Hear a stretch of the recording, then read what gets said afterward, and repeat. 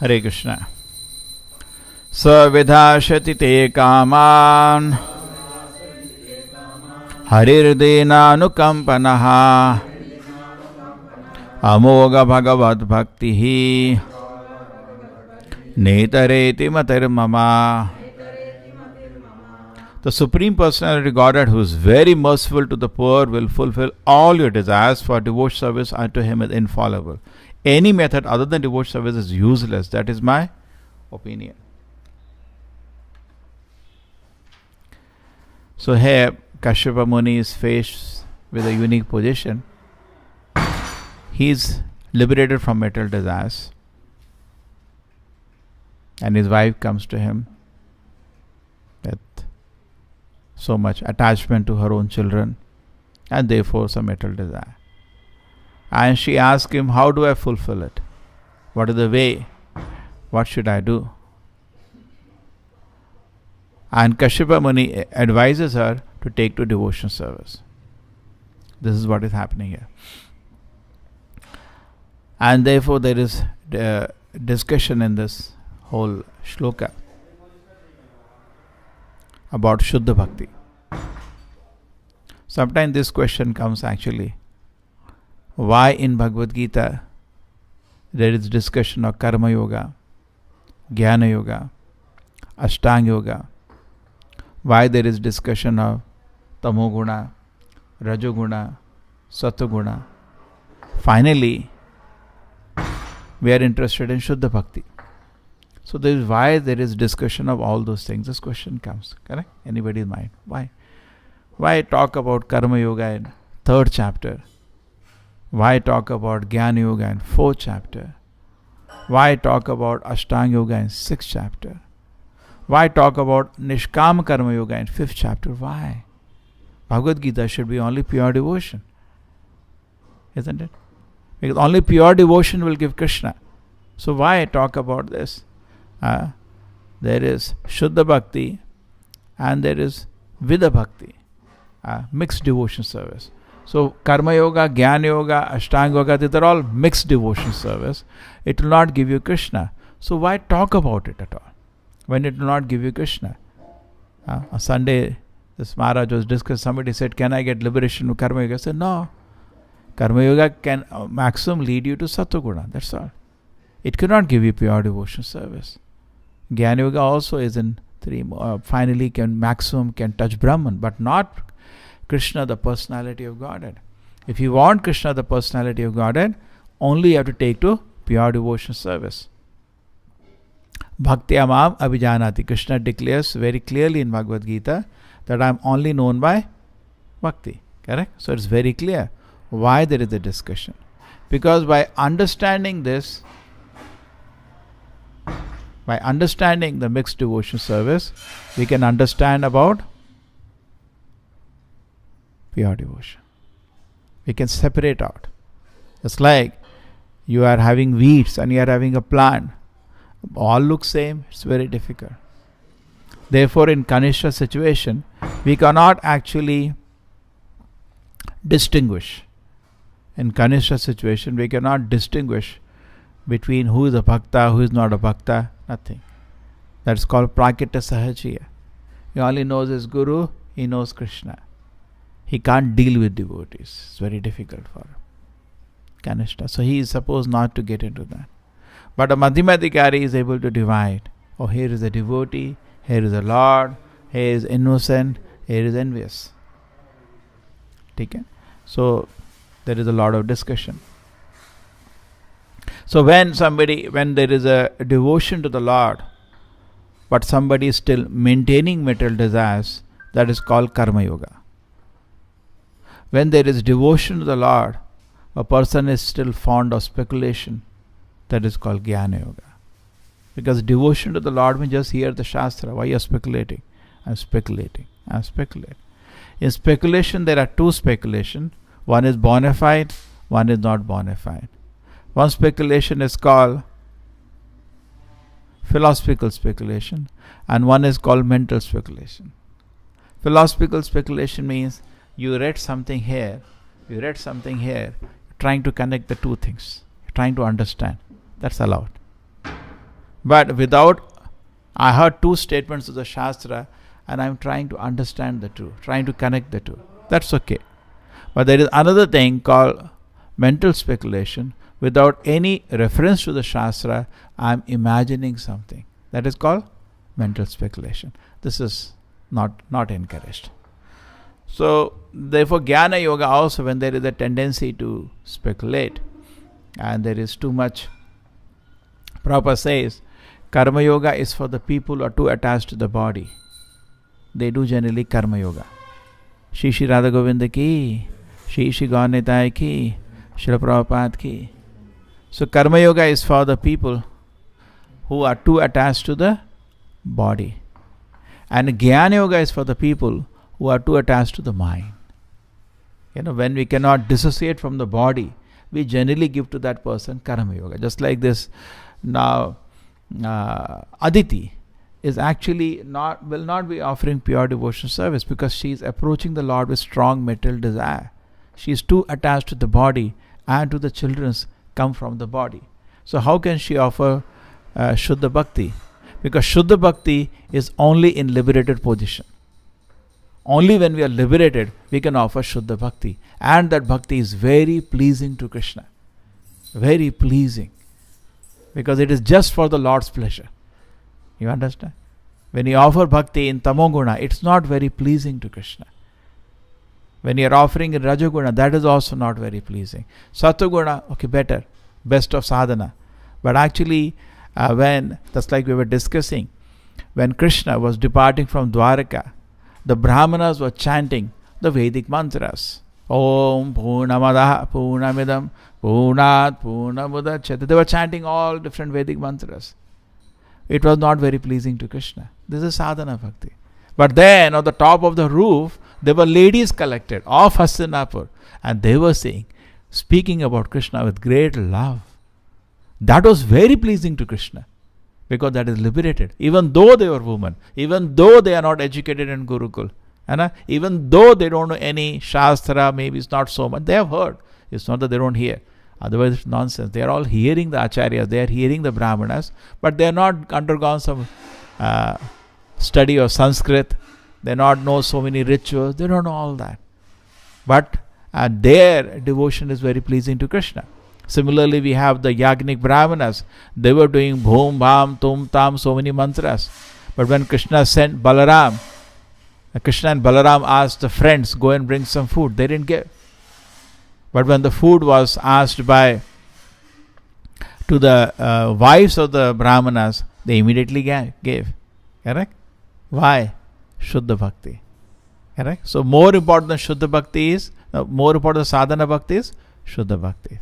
But these are Brahmanas, Vedic time Brahmanas, at least Sattvic, so Sadhana Bhakti was good. But still, liberated position, only we can offer Shuddha Bhakti. So Bhakti is only on liberated platform. Therefore, Bhagavad Gita, that verse come, Brahma Bhuta Prasannatma, Na Shochati Na Kanshati, Sama Sarveshu Bhuteshu, Mad Bhakti Labate Param. So, when somebody comes to the platform, I am not body, I am soul, Na Shochati Na Kanshati. What is the symptom of that? Okay, we will say we are on liberated platform. What is the symptom? Na Shochati Na, we don't hanker for anything, we don't feel sad for something you lost. Sama Sarveshu Bhuteshu, we look equal to everybody. Prabhupada said, equality and neutrality should manifest. Equality, all are equal. Correct?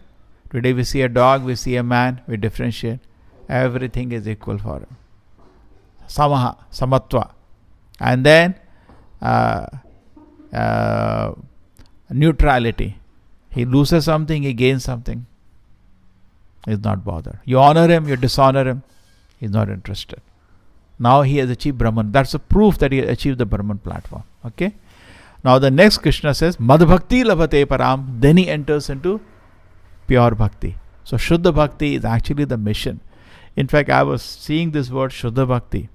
Prabhupada uses only in Chaitanya Charitamrita, Bhagavatam only once. He has not talked about it much. Because what to talk? He is not talking with people. Shuddha Bhakti is talked to pure devotees.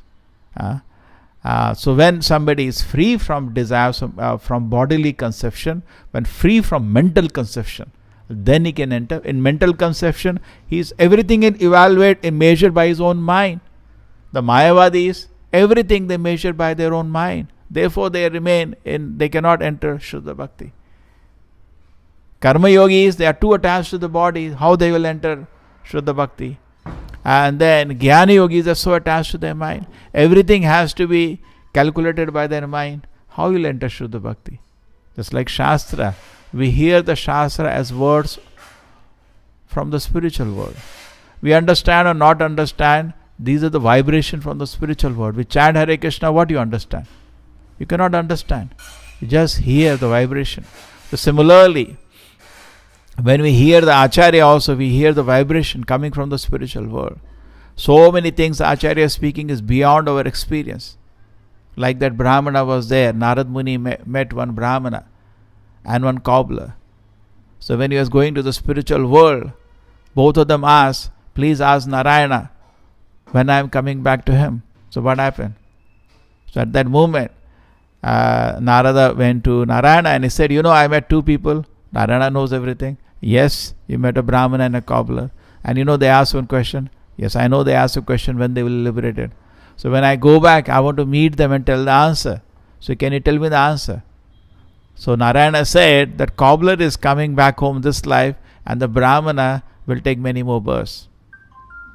Because Brahmana was contaminated by Jnana Yoga. I tell you how. So when Narada went back, he said, then how do I understand? He said, you will understand when they ask what I was doing, tell him I am taking an elephant through the eye of a needle. Okay. So then he came back. And then he asked the Brahmana, and he said, he met the Brahmana. Brahmana said, did you meet Narayana? He said, yes. How do I know? What was Narayana doing? Please tell me. Narayana was taking an elephant through the eye of a needle. He said impossible. Why is he saying impossible? Because through his mind he is trying to measure the activities of the Lord. He cannot do that. Don't do that. Lord is inconceivable. He can sit. He is sitting inside an atom. What you will understand? He is inconceivable. He can do anything. In one moment, Krishna can destroy both material, complete material world. Krishna can destroy in a moment. What you can understand about Krishna? It's very, very difficult. From the mouth of Yashoda, he is showing the whole universe. What logic, what laws, what relativity, what will work there? You can't even understand what's happening. Just in the mouth of Mother Yashoda, the whole universe is visible, and she can also see Krishna's inside that, and she can see she's looking in the Krishna's mouth, inside Krishna's mouth. She saw that. Now how you will understand? It is inconceivable. So Prabhupada says, unless you accept Krishna is inconceivable, you have actually not become a devotee. Devotee means Krishna is inconceivable. You understand? This nature we do have, to give some inconceivable nature. But where you put? To nonsense thing. Somebody is an engineer, inconceivable. What is inconceivable? You're just bending on iron. Why you are so much mesmerized? Somebody is a doctor, what is so inconceivable? No, he is a super specialist surgeon. What is a big deal? Just he knows how to cut, just like you know how to cut vegetable, he knows cut. There is nothing inconceivable about any material knowledge. We have a tendency to put inconceivable to somebody. We do have. Because Krishna acted in the spiritual world always inconceivably. Just could not believe. Oh my God. You know what Krishna did today? What he did? This is there. True? We put it to some, say, cricket star. Oh, inconceivable. Nothing it is. All the material activity. Therefore, Prabhupada says very interestingly, people in the material world are paid for nothing. I was always thinking, why does Prabhupada make this statement? He said, they are paid for nothing. They are doing nothing actually. Because there is nothing special about that. We put inconceivable nature, we go to some office, somebody says, oh, he's inconceivable. Nothing inconceivable, nothing big deal. Any work has no big deal. Anything inconceivable, if it is Krishna. It's beyond our capacity. Krishna is Adbhuta Karmana. Inconceivably he can do things. Just like we see the Samudra Manthan Leela we just read. Inconceivable. Lifting a mountain alone where Devata Davanava cannot lift. Taking it with Garuda to that place, going Kurma below, that is inconceivable. Just can't. Oh my God. Lifting whole earth with this hoof as Varavatara. So actually there is only one personality who is inconceivable. Who is that? Krishna. So when that meditation comes, we become a devotee. You understand? We fall down. We just cannot understand. We just bow down. Just like Brahma. He was trying to measure Krishna. Let me check Krishna. Let me test Krishna by my own mind. He just could not understand what happened. All the coward boys, the Narayanas, he was about to faint. Brahma could not measure Krishna with his mind. What we can measure. Therefore, we should not try to measure. Then we go Jnana Yogi. Shuddha Bhakti means, Prabhupada says, do not try to understand Krishna too much. You cannot understand. As much the Shastra gives, that much. As much you can understand Krishna, Krishna has revealed in the Vedic literatures. That much you understand. Prabhupada said, now try to love Krishna. Don't try to understand Krishna too much. Try to love Krishna. That we do, and then we can come to something like pure devotion, Shuddha Bhakti. There are many shlokas which signify Shuddha, but this is clear. When you purify from attachment to the body, attachment to the mind, attachment to some kind of mystic nonsense, that is Hatha Yoga or this thing, you can come to Shuddha Bhakti. Now Shuddha Bhakti has two shlokas which Shastra uses. One is Anyabilashita Shunyam Jnana Karmadi Anavritam Anukulena Krishnanu Shilanam Bhakti Mutyam. Anyabilashita Shunyam. There should be no other desire. Then we can have Shuddha Bhakti. Shunya. There is no other desire than desire to serve Krishna. Jnana Karmadi Anavritam. It is free from desire for speculation, that means measuring Krishna from the mind, and it is free from karma, from fruitive activity. We do not have to satisfy the mind to understand the Lord. We don't have to satisfy the body to understand the Lord. Correct? When there is a satisfaction of the body is predominant, then we enter Karma Yoga, because we do fruitive activities then. When satisfaction of the mind is predominant, just like whatever you identify, you try to satisfy that. I think I am the body, I satisfy my body. I think I am the country, I try to satisfy the country. When I think I am the mind, I try to satisfy the mind. So no, forget your body and mind. That is pure devotion, just for the satisfaction of Krishna. The focus is Krishna. When the focus is my body, that's Karma Yoga. When the focus is my mind, that's Jnana Yoga. When the focus is, all the focus is how Krishna is pleased, that is Bhakti Yoga. That's why the symptom of pure devotion is free from infamy and fame, that is mental satisfaction. He is free from bodily satisfaction. That comes Shuddha Bhakti. And another shloka says, Sarvopadi vinirmuktam tat paratvena nirmalam rishikena rishikesha sevanam bhakti uruttamam. That's another shloka for Shuddha Bhakti. Sarvopadi vinirmuktam. Person is free from any desire for any upadi in this world. Is free from any designation. You say you're a man? No. You're an Indian? No. You're an American? No. All no. I am what I am. I am a servant of Krishna. Sarvopadi vinirmuktam tat paratvena nirmalam. He is purified from all that.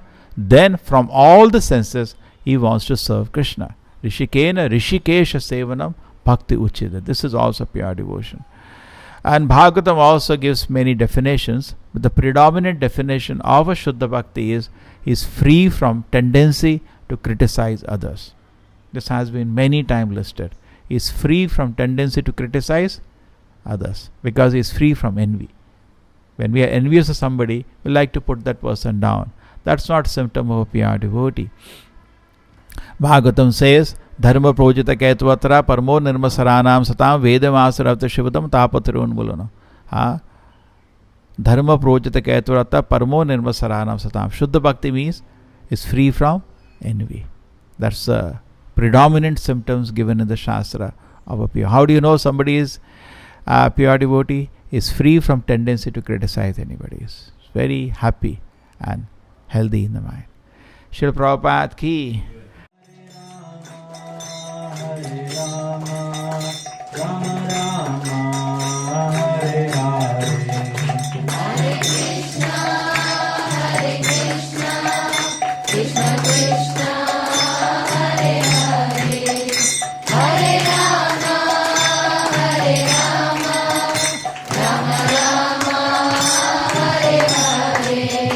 Hare Krishna